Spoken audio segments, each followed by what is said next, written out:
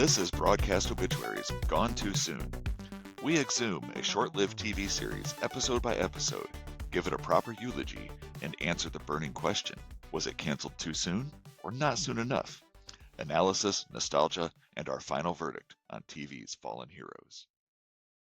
What's up, everyone? I'm Aaron. And I'm Rob, and you're listening to episode 16 of Broadcast Obituaries, A Nightmare on Earth 2. Terrians Revenge. Whatever you do, don't fall asleep. You didn't know I was going to... I didn't know you were going to do throw that. that one on there. No, Yeah, that's perfect, though. I loved it. yeah, it is. You know, honestly, there's a title that I wanted to use for an episode. I didn't want to talk about our titles again. We just did that last episode. But there's one that I've been waiting for an opportunity, and it would spoof Wall Street 2, which is Money Never Sleeps, and we could call it Earth 2, Alonzo Never Sleeps. But after those first few episodes, remember early on, he didn't sleep. And that was kind of the thing. But like he hasn't slept in days. He sleeps now and he dreams and everything. So, you know, it's not quite as appropriate anymore. It's not. We should have thought about it then. Would have been great. Yeah, I know. It's all right. So I'm really proud of our titles. Absolutely. So what's going on in your world, Aaron? So I went down a path. I watched this episode today, and after the episode, I spent my time looking up old movie studio logo openings for movies in the 90s. Nice. I was thinking about it. I don't remember them now. When I go and see movies now, I don't pay attention to those logo openings anymore. I think most of the time they're very bland. Am I right? You know, I don't know where you're going with any of this, but in my recollection, the old ones, like there was often like a sound attached to it.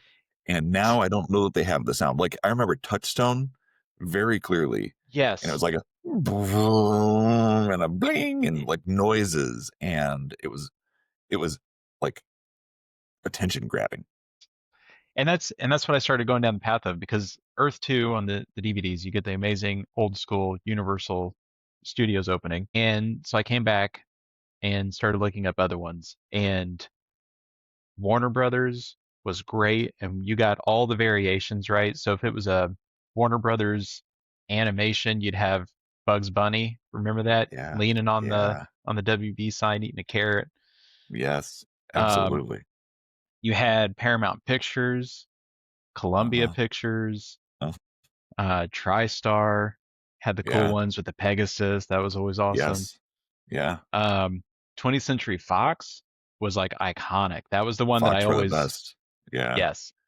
Like you knew it's like a drum roll basically. Like it had a film score just for the intro. I mean, that was incredible.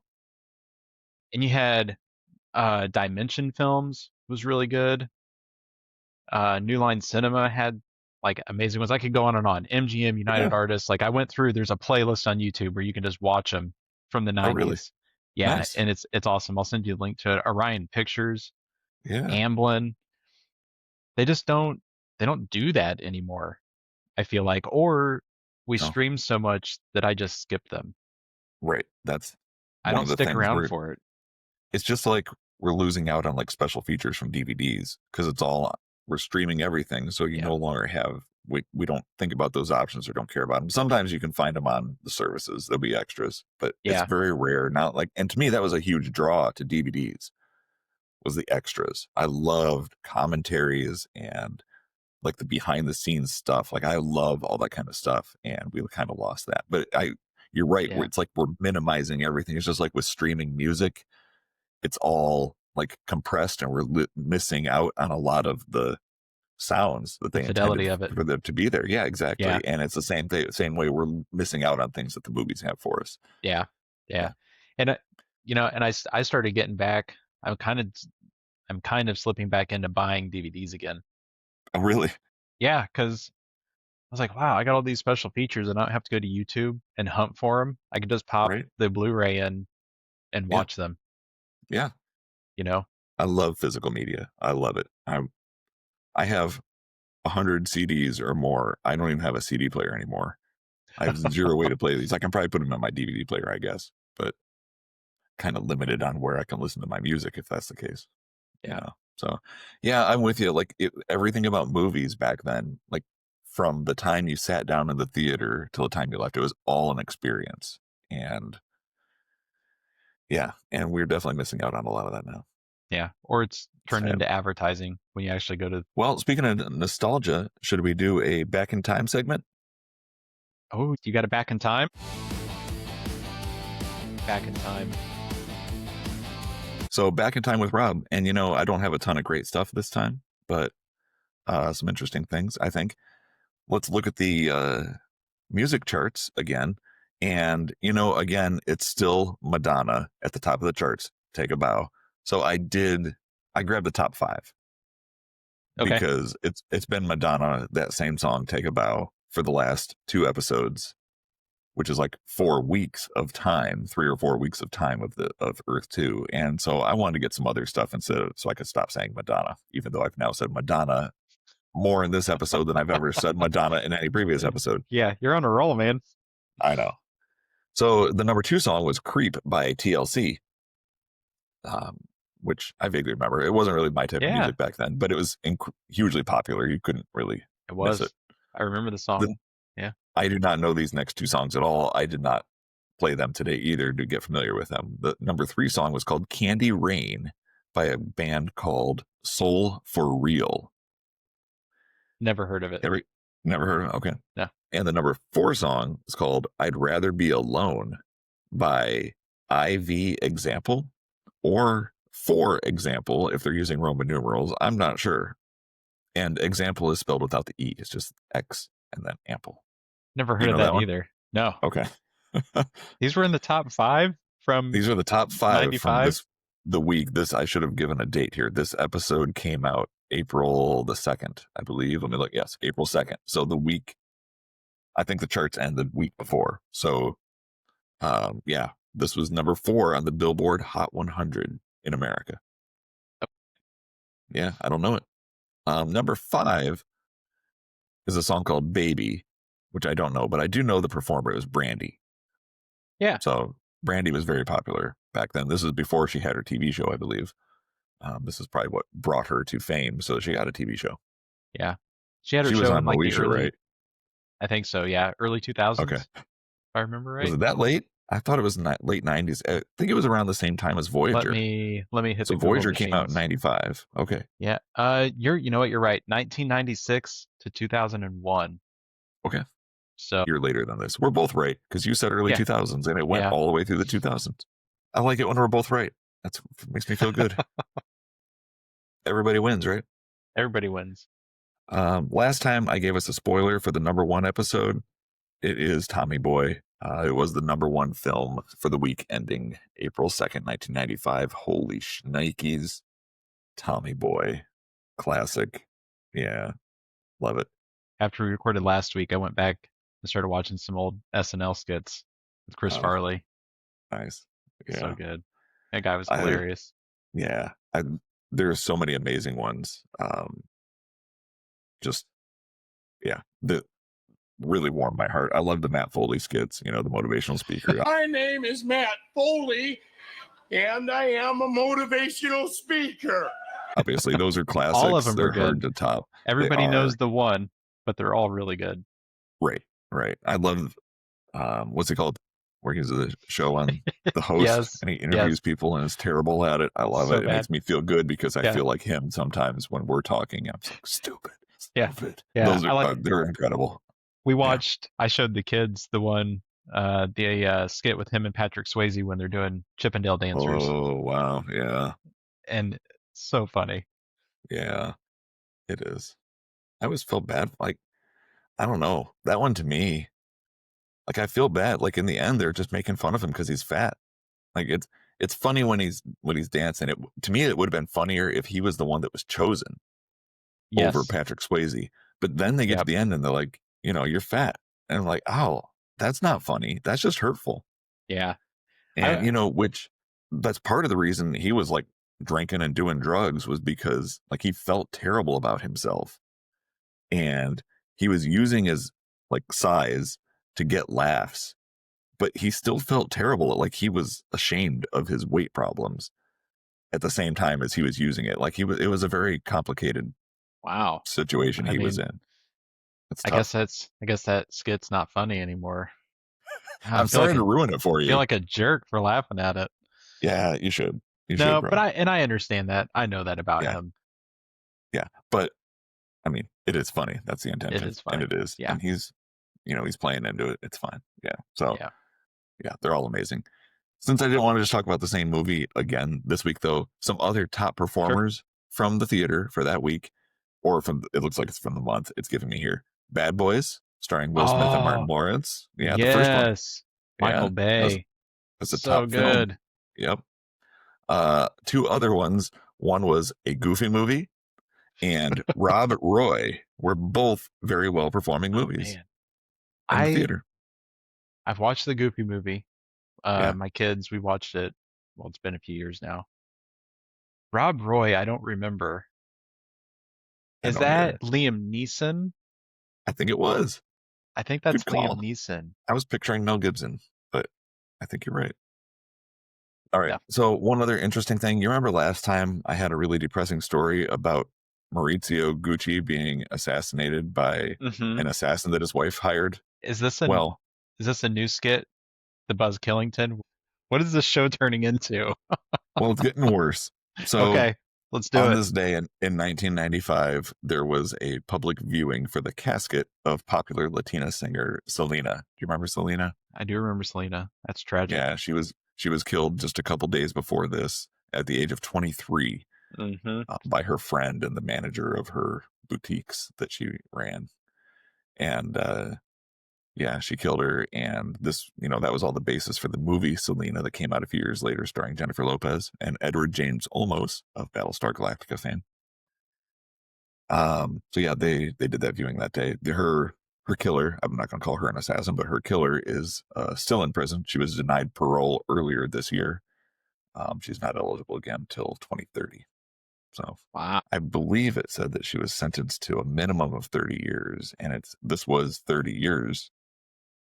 Now she was found guilty later in the year, this year, but it's been 30 years and she is still in there. So Still there. It's crazy. A lot of times, like they, that long, they can probably get out at the minimum, but they did not find her fit to be released. So Wow. crazy.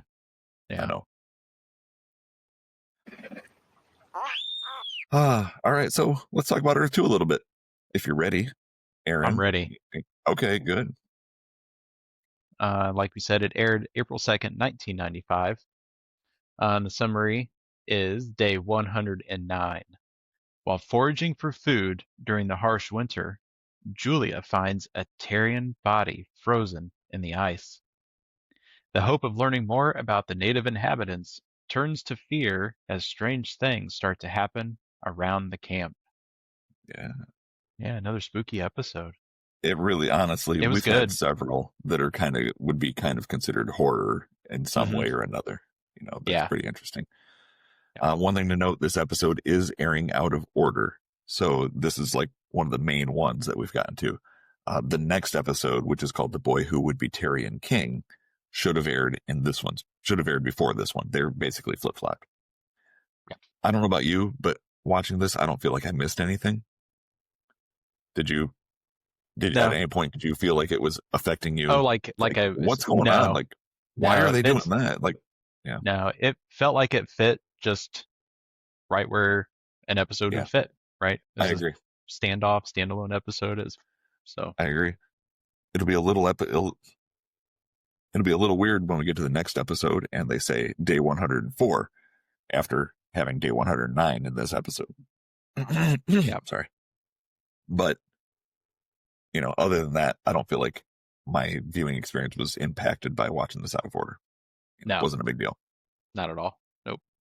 We'll see if it's confusing at all in the next one. Like if we're like, what? They already did that. Why are they doing this now? We'll see if that's like that or not.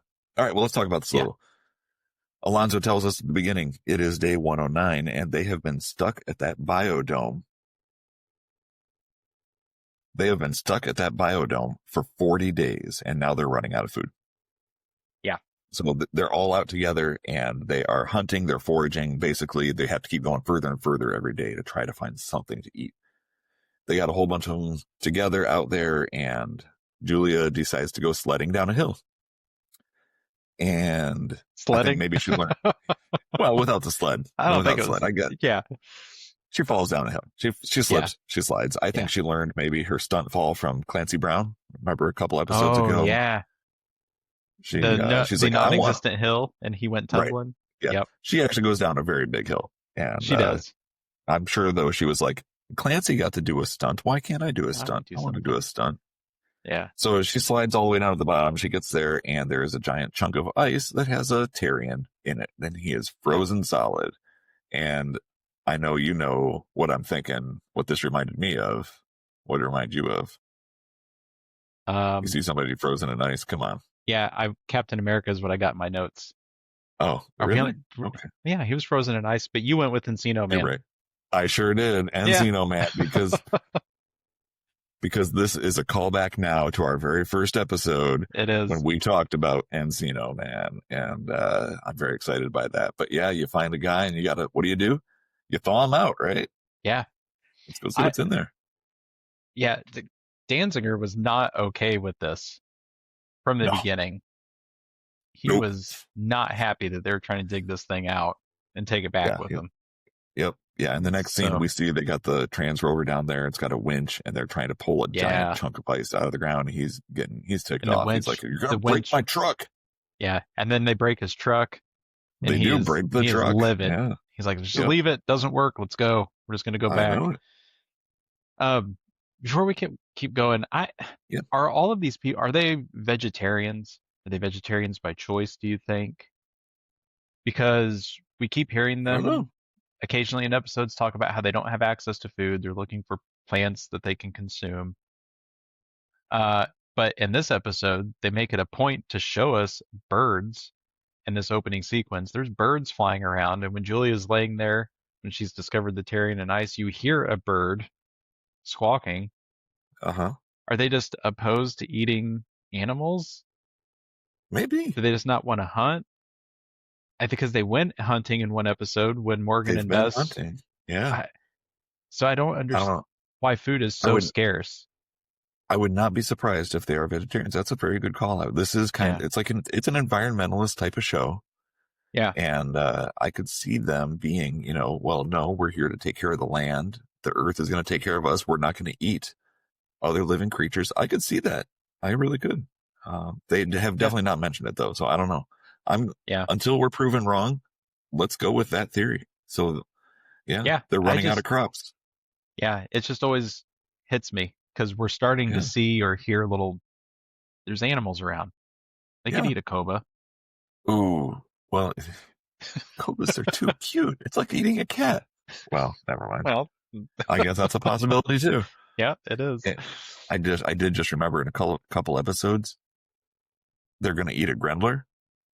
So we will see how they act when they decide they have to eat him, because they don't kill him. He's dead. So are they going to be like, we'll just see when we get there. We'll have to see how they react. I'm really to it. curious Is it going to be like that. gross meat, or is it going to be like, we didn't have to kill him. I think it's okay if we eat him, right? We'll see how it goes. We will see. Is this spoilers? Is this the Grinload that dies in this episode? I don't think so. No. Oh, good. I don't know how old that would be. I know, right? Well, it depends on which order. It would probably be, if they were aired in order, it would have been the next episode. So it wouldn't be too bad. Good point. Yeah. Sorry for the segue. Yeah. So she finds a Terrian buried in ice. Find the Terrian. Yep. So they're trying to drag it out of the ground. It breaks their truck. That whole scene, honestly, with the winch going, kind of reminded me of Jaws when they're trying to drag the shark up. He's got all the barrels on him, and they're trying to pull him up, and they're with the winch on their boat. Do you know what I'm talking about? Have you seen? Yeah, I know Jaws. Jaws. Everyone's seen Jaws. I know what you're saying. And like the whole thing eventually just breaks and snaps off, and that's when the ship starts to break and fall apart. Yeah, it kind of like that's what I was thinking about the entire time that was happening there. Yeah, is that where he says we're going to need a bigger boat? Yes. See? Well, I think that happens right before that. Right before that. Yeah. How? So they get this big block of ice out. How do you think they get it out without a winch? Because that thing is so heavy. I don't know. They don't show it. The next time Nope. we see them, they're just driving it into camp. Yeah. Okay. Yeah. Julia is super insistent that they bring this thing along just She- because of all the possibilities that she can learn Yeah. from it. You know? She's gonna mad science the crap out of that thing. Yeah, she definitely is. Well, she's like, she's going to try anyway. She's like, I've Yeah. been doing mad science without a body. Maybe she thinks he could be her Frankenstein's monster. it wouldn't surprise me. Yeah, me either. So they do get it back to camp, and they set it up in a tent that they all refer to as the alien tent. She does learn some interesting things pretty quickly from this guy. It is less plant-like than the current Terrians, which is weird. It's more human-like than Right. Terrian-like. They estimate he's about 300,000 years old. And then she detects some electromagnetic energy from him, or it. Again, later she actually tells us that it's neither male nor female, which is kind of funny because the current modern-day Terrians are all male. Back then, they were neither. Odd. I didn't make that connection. I forgot about that. Yeah, it's Yeah. weird. So, again, there's a lot of different moments where people are just kind of walking around looking at this thing in the block of ice. Amazing. Looks like the perfect specimen. An entire Terrian body frozen in place like that? Alonzo and Julia are looking at it, and he gives kind of his origin story. Alonzo gives us his own origin story. He tells us how on his very first cold sleep, he woke up 5 days early, and he couldn't go back to sleep, and he couldn't get out. So he was locked in, which reminded me a lot of sleep paralysis, like we were talking about in a previous episode. And from that moment on, he never dreamt again until, the beginning of the show when the Terrians caught up to him in his dreams. So, yeah, he said he feels like that Terrian, like he's frozen in ice but alive. Like that's what he felt like when he was like that. Yeah, that's terrifying. Can you imagine being in cold sleep in the middle of space and you wake up early and there's no way to get yourself out of that pod? At least with the penal colonist, that old lady who her pod malfunctioned, at least she got out and was able to find food, I guess, on the ship that get around still. Right. Yeah. I don't know how she had 22 years supply of food. Like they thought everyone was going to be asleep. Why was there any food on that ship? A lot of human popsicles on that ship. So good point. You don't know what she was doing. So something seems to be going on, like seems to be going into people's dreams. We see a bunch of people sleeping, and then the camera kind of zooms in and people start thrashing, having these nightmares. It looks like Alonzo dreams of the Ice Terrian. He kind of attacks him, and he jumps up, runs out of the tent, goes to look, but it's still there, frozen, in the block. He's still there. So they do the next day, everybody wakes up and they're all talking about their nightmares. They all basically had a very similar nightmare about that guy, and they're all pretty worried about it. Yeah, we see Morgan and Baines and Alonzo in that sequence. And I immediately started thinking of Freddy Krueger, Nightmare on Elm Street movies. Yeah, it's like Freddy, and I'll say at this point too that like there's definitely, this is where you start getting that horror story vibe. Up until the point where they found the Terrian, it was just another episode. But once these dreams started, they just ratcheted up to like 100. Everybody's super on edge after that very first night, and he's coming into their dreams. Like everybody's nervous. So from here on out, it's kind of tense for the rest of the episode. Yeah, so after they're all talking about it, Danziger's like, everybody relax. Honestly, you're more childish than my daughter. I had a dream too. It was no big deal. What we should be worried about here is how we're going to feed ourselves this time next week. I'll be loading the dune rail for a scout. I'm going to go out. I'm going to look for more food. Let's forget about this thing, okay? And then Julia goes to check on the alien, and she comes back and announces to everyone, hey, everyone, just so you know, the energy is gone. The Terrian is 100% dead. We'll see about that, was my exact thought when she said that. So it doesn't matter, though. Baines is still freaked out by the Terrian. He calls him Ice Cube Harry, which I thought was pretty funny. Yeah, that was good. Ice Cube Harry in there.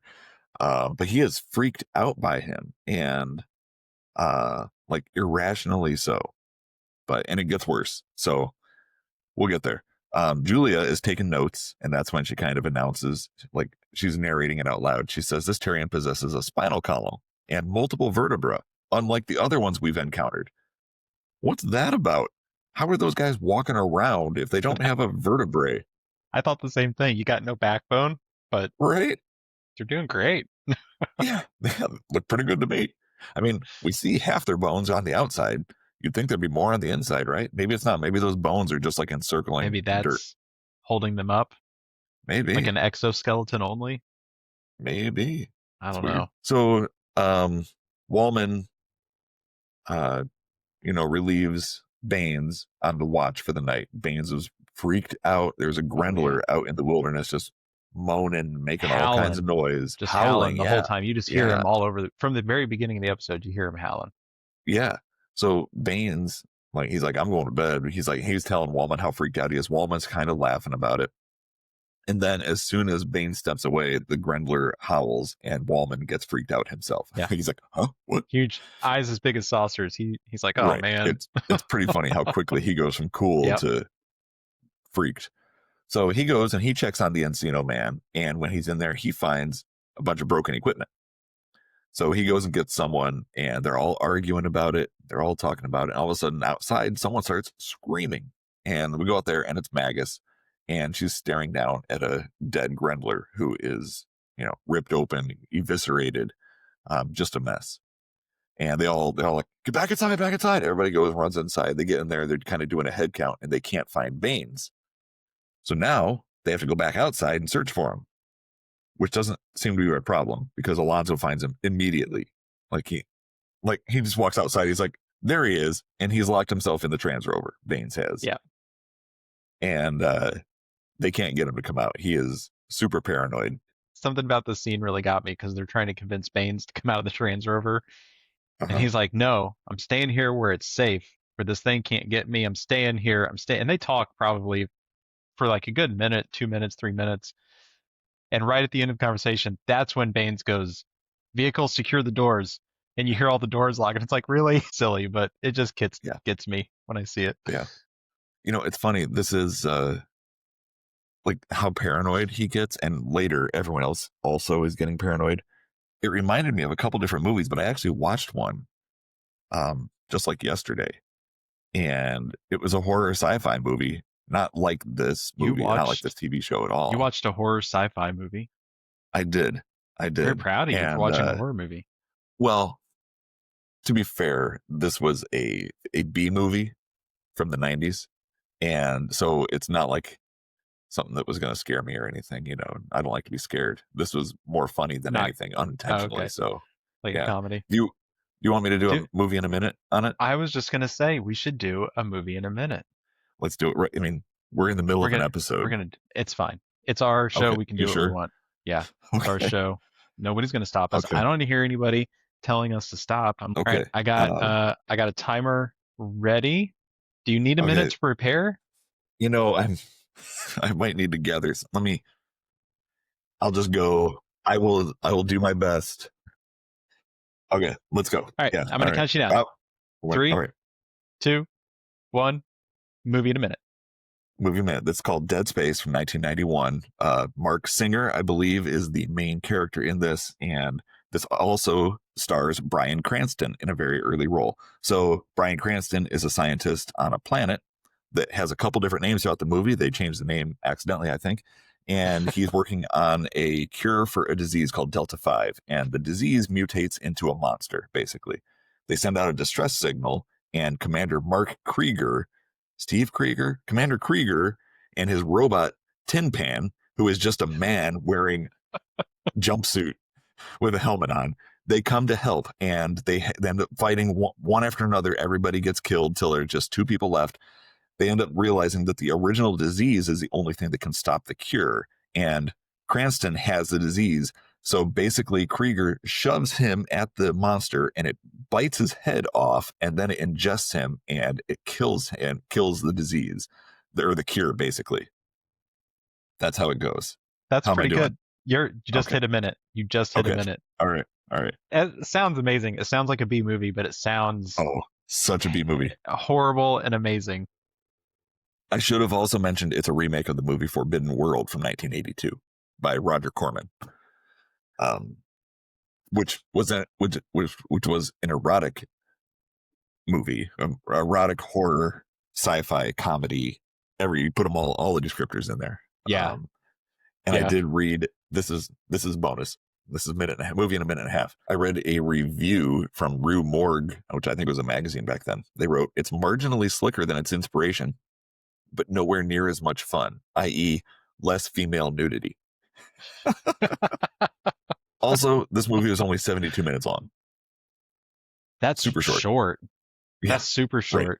That's an hour 12. So, but in that movie, like the Cure monster, they don't call it the Cure, but the monster basically is coming for them one at a time, and everyone is paranoid because it starts off very small and it needs human tissue to live. So it's like will infect someone and like eat part of them and then kill them and move on to the next host. So no, they're all wondering which one is it in one of us right now? Where is he? Where is it? And that's kind of what everyone in this episode reminds me of. Everyone is very paranoid, and they don't, at this point, they're not looking at each other, but they will sooner or later. So I'm gonna have to watch this movie, man. Dead Space.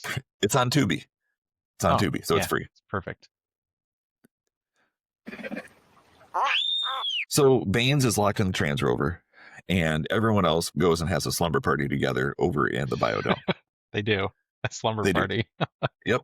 But Julia decides to get up in the middle of the night and go check on Popsicle. And she gets over there, and he is thawed out, and he is gone. Yeah. She runs back. What's going on? He's missing. And True stands up and says, my dad's also gone. So Danziger is also missing. Everybody is freaking out. They follow his tracks. They eventually smell something burning. They get there, and Danziger's standing in the woods, and he's decided to make a fire, and he burned the body of the Terrian. He's like, now that problem's gone. Yeah. Now we can move on. He has been opposed to that thing from the very beginning. He's like, we have more important. He's all about survival. Yeah. And, finding food. So he's like, okay, everyone can stop freaking out. It's gone. Let's move on with our lives.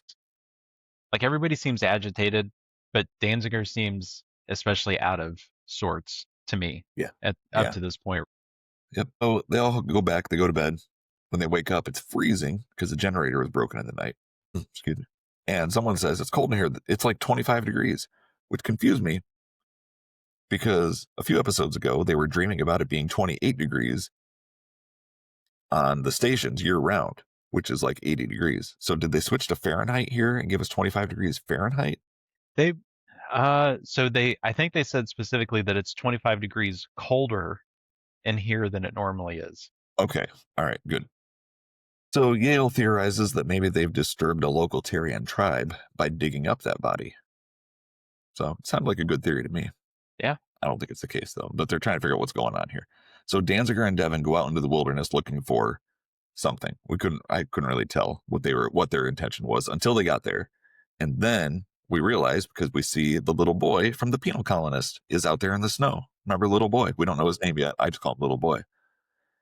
And so he's standing there in the trees in the snow, and he waits for them to follow, and he takes them underground to go see the Elder, who was played by Roy Dotrice. We remember him from last time.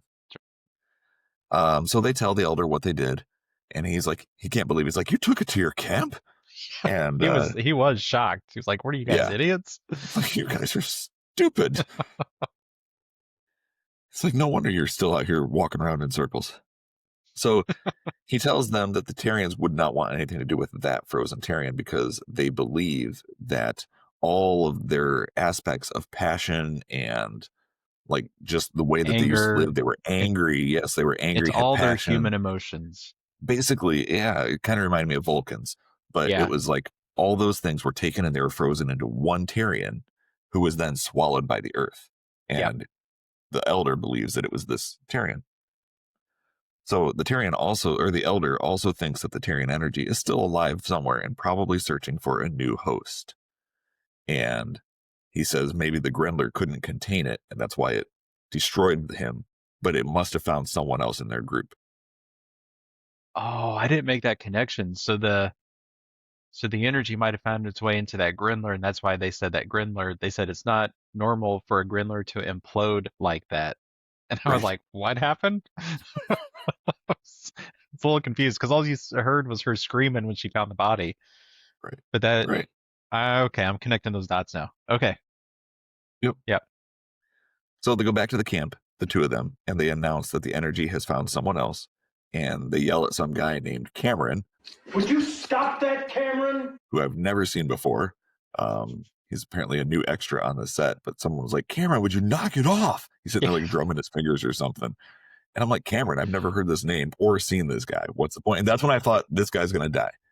So they decide they're going to test people. They tell them that Danziger has fixed their radiometer, and they're going to test everyone to see who has the energy from the Terrian. And we eventually, like Danziger and Devin tell us when they're alone that it doesn't really work. They're just trying to fake them out so that, they can figure it out. They do. We don't know. They test Morgan and he's like freaking out, and it's pretty funny the way he's reacting. And they're like, he seems like the same Morgan I've always. Yeah, definitely. We can always count on Morgan for that. Yeah. And it is what that did crack me up at the end of that is because Danziger is talking to Devin and he's like, well, I mean, I couldn't get this thing to work anyways. So what are they just hoping that somebody will just have a really adverse reaction to even being tested? Yep. Pretty much. Yeah. It's pretty funny. Yep. So next they bring in Alonzo, and he's acting very suspicious. Several of them are. Baines is very suspicious. Alonzo's acting suspicious. He's been like sharpening his knife and saying very cryptic things. Yeah. Yeah. Because Julia's like, you're not creeped out either. And he's sharpening that knife. I just like to be prepared. It's like, whoa, right. Dude. Yeah. Right. Yeah. It's dark. And I didn't know at this point, like, there's so many suspicious people, like which one is the Terrian? I didn't know. I did not know. So he's very suspicious. Danziger thinks it might be him. He's kind of accusing him and pointing the radiometer at him. Alonzo is getting a little touchy about it. And then he sees Danziger's eyes flash yellow, just like the Terrian that was frozen in the ice. I don't think we mentioned it, but the Terrian's eyes were yellow. Yeah. So Alonzo's shouting, it's him. And, no one else sees the yellow eyes. Devin's like, just settle down, Alonzo. So Danziger and Alonzo do some wrestling, and Alonzo pulls out a knife and he slashes Danziger right across the face. And then he cuts his way out of the tent, like right through the wall, and then runs away. So everyone now thinks he's the bad guy, of course. And they all go out and they're trying to track him down. They're trying to figure out his tracks go missing, all this different stuff. John Danziger is like, I'm going to go out. I'm going to go hunting for him. I'm going alone. And Julia wants to go, and he just freaks out on her. Yeah. And she wants to go along because, she doesn't want Danziger to kill him for no reason. She wants to try to help him if she can. She loves the guy, I think. I don't know. It's not my place to say if she loves him or not, but they're getting jiggy with it. So, He's macking. He is macking, and they're getting jiggy. So Devin kind of puts a stop to it. She says, I'm going with you, and so is Julia. We're going to make sure that he's okay. And Danziger's not happy about this, obviously, because it's not Danziger, it's a Terrian. He wants to kill Alonzo. Yeah. And they see, like, Danziger flips out in that scene. It's not just he's a little bit angry. Devin's giving Julia the looks like, this boy ain't right. We're going to have to keep an eye on him, like something's not okay.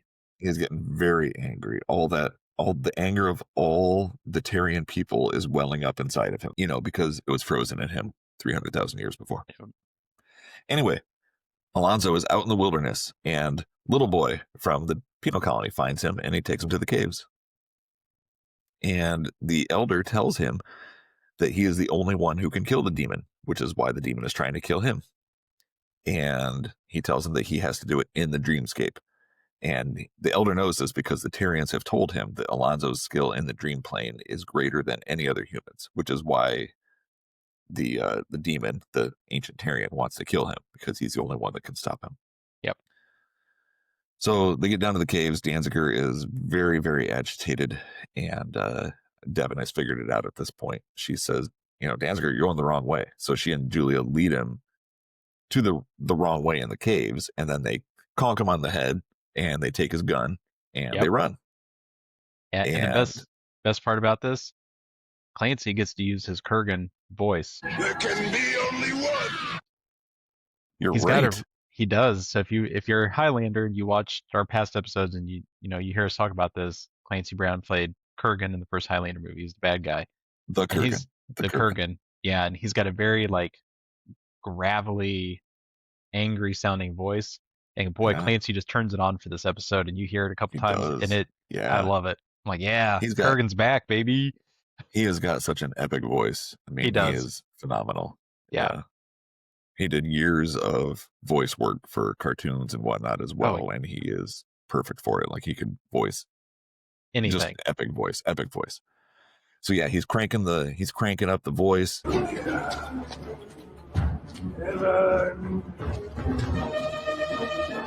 back, I won't hurt you. There's a standoff. Devon's got the gun pointed at him. She's about to shoot him, and Alonso shows up, says, "Don't kill him. Don't shoot him. You're just going to kill Danziger, and it won't hurt the Terrian." So they wrestle some more, him and Danziger, and the demon comes out of Danziger and goes right into Alonso, and he goes to sleep, and they go to the dream plane, and they have a dream fight. And in this dream fight, Alonso's kind of getting his butt kicked a little bit, but there's a sleeping Terrian just kind of standing near him, holding his staff, and he reaches over as he's being choked out, and he grabs that staff from the sleeping Terrian. And then he goes full Terrian himself. He just does. like turns into Mary. He just sinks right into the ground. Bloop, and he pops up behind him. He's like Mario going down one tunnel and popping up another one right behind him. It's awesome.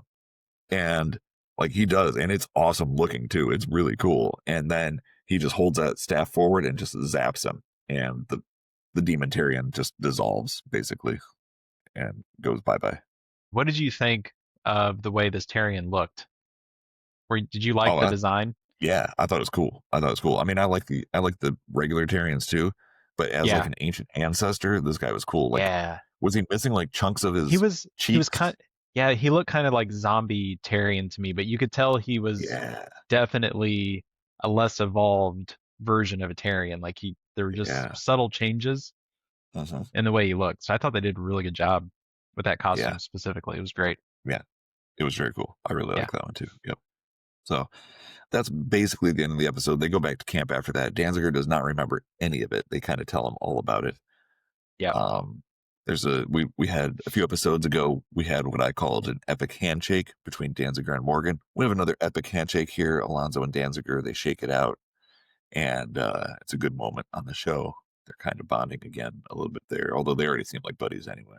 Yeah. I need some clarification because I started thinking about this after I watched the episode. Okay, go. So when Alonso and Danziger are having their epic handshake, and Alonso says, "Hey, I would do the same thing. I'd do what it takes to save you." Does Danziger respond by saying, "I would not do that. I wouldn't save you"? He said, yeah. So Alonso says, "Hey, you would have done the same for me." And Danziger says, "I wouldn't have because I can't. Because he doesn't have the power that Alonso does in the dreamscape." Yeah. I had to think about it too. I was like, what is he saying? But that's my interpretation. Yeah. I didn't think much of it until afterwards. And I was like, man, what a jerk. He wouldn't even save his friend. But now I get it. He's like physically not capable of doing it. He was complimenting Alonso, telling him, "Hey, no, you are more powerful there than I am. I could not do what you did for me." Yeah. He's the man. Yeah. So it's a pretty cool episode. I thought it was really neat. What'd you think? I really enjoyed it. It's up there. They do the spooky episodes really well. And I don't know if it's just the idea of being on a planet like G889 where everything's so different, where you can make things spooky on the turn of a heel. You just suddenly you have a spooky episode, and it just works.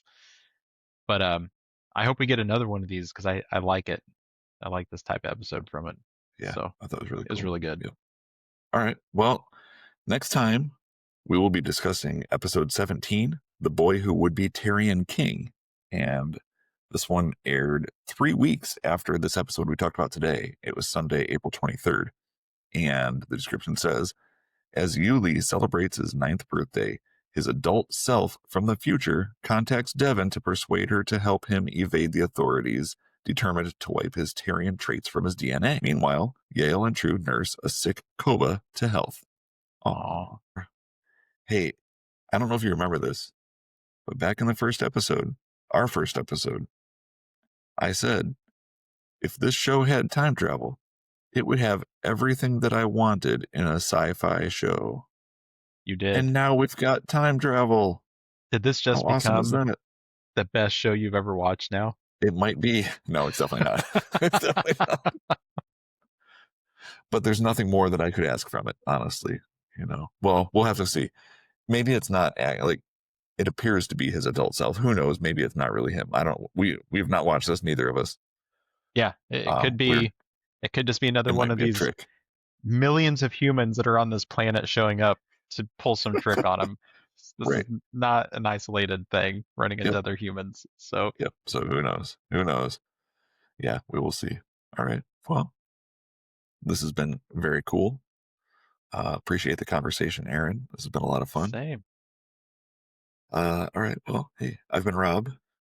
And I'm Aaron. Thanks for listening. Don't forget to like, subscribe, check out our show. Thanks to all of our overseas listeners. It might just be one of you from Germany, but you're awesome. Might just be one of you from Australia and France, but you're awesome. Yeah. Come back, listen to more, interact with us on the socials. Anyway, this has been Broadcast Obituaries. Thanks for listening. Yeah. Thanks, everyone. Bye. Bye.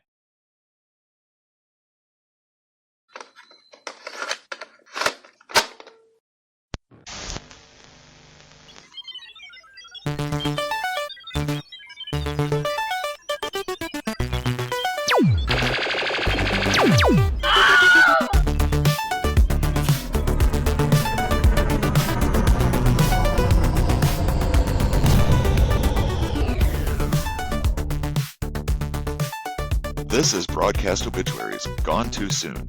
So this one to me had the feel of a monster movie like The Thing. I mentioned this to you before. Do you remember The Thing? You said something about The Thing. Yeah, I watched Kurt Russell. I watched it just earlier this year. Yeah, fantastic sci-fi horror movie. Yeah, super cool. This one, it had a very similar feel. Like one of them is the alien and they don't know who, and everyone's paranoid. There's so much paranoia in this episode. We didn't even touch on it, but like Baines ramps up. He gets even more paranoid.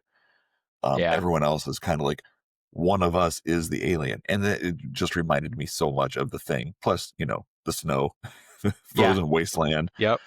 And everyone being paranoid. Someone someone isn't who they say they are. It reminded me very much of The Thing, which, again, cool movie. Very cool movie. So it's probably, I have not seen many of John Carpenter's movies, but it might be my favorite John Carpenter movie. Like, it's up super there. Cool. Yeah.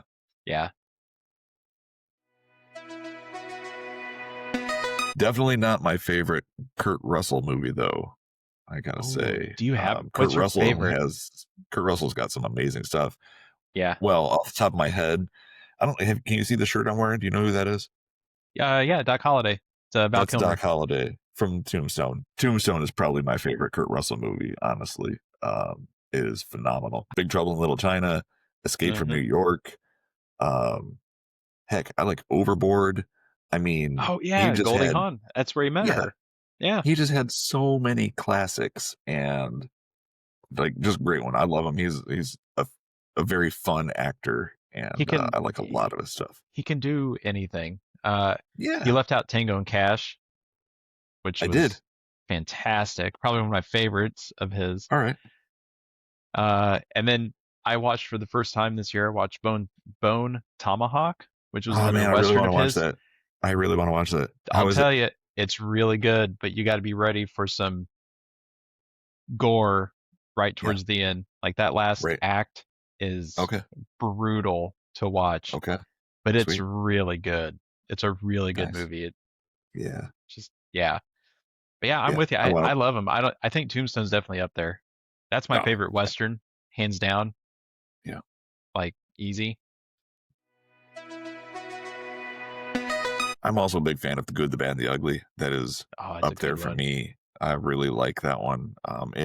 If it weren't, there's like a whole chunk of that movie that doesn't really tie into the rest of the movie, like with the Confederates and blowing up a bridge. And they could have cut the entire like 20 or 30 minutes of that storyline, and it would not have impacted the movie in the slightest. And I think if they had done that, I would have it might be like a perfect Western. Yeah. But it does have that, and I think it is a drawback. That drops it enough for you. Yeah. It does. It does. I haven't seen that one for a while. Me either. I liked Yeah, that one's I liked both versions of True Grit, but I really liked the one with Jeff Bridges from Oh yeah, early 2000s. yeah, with the Coen Probably. brothers. Yeah, Coen Brothers. That one is really Yeah. well done. It is fantastic. It made me want to go read the book. I read the book after I saw that movie, Yeah. and it is very faithful. It's a very faithful translation of that movie, adaptation of that book to a movie. Yeah. It's a great read. If like super easy to read, but also like just like reading it, I was just like, man, that is the phrase, and like it is. I can appreciate good literature. Got it. And Yeah. it has but sometimes good literature comes at the cost of like how good something is, how easy it is to read, and if you have to struggle and fight your way through it, to me doesn't mean it's good. Yeah. It should flow, be easy to read, and yet still be like good writing. Yeah. Oh, another of my favorite westerns, probably top 3, is Back to the Future 3. Gotta say, Yes. can't That go does far. I count. can't go long without talking about Back to the Future.